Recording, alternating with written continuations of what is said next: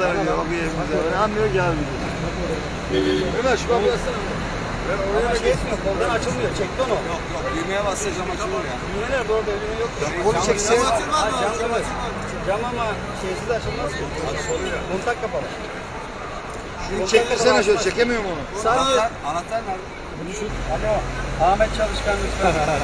Yok. Hadi aşağı in bakalım. İn bakalım aşağıya. Aşağı in bakalım. Bak orada düğme var, düğme. Bak düğme var aşağıda bak. Yavrum, paşam. Ha anahtar var aşağıda bak. Anahtar. Yerde. Bak yerde. Gördün mü? Al onu. Heh, al onu. Hadi bakayım. Hadi paşam. Aferin sana. Al onu. Orada sıkışıp kalmasın, inmesin oraya, inmesin. Yok. Sıkışır orada. Yanında araba anahtarı olan Aferin. Orada kalmasın çocuk. Yok kalır mı canım? Al. Heh. Gel bakalım. Aferin sana. Oğlum biraz böyle bas. O bir tarafa.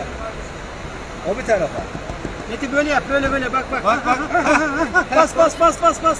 Altına Mete. Oraya değil be çocuğum. Mete. Bak. Bak Mete böyle. Böyle bas. Böyle bas. Bas böyle. Anahtarı bas. Anahtara bas. Bas. Böyle bas, böyle. Bas Bak ona şimdi. Bak ona bak. Döndür. Bas. En alttakine Mete. En alttakine Mete. Bas. Mete altındakine. Bak Mete. Bak buraya Mete.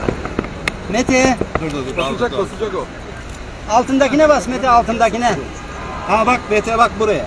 Alta bas, alta. 1, 2, 3 bak. Bas. Bas çocuğum bas.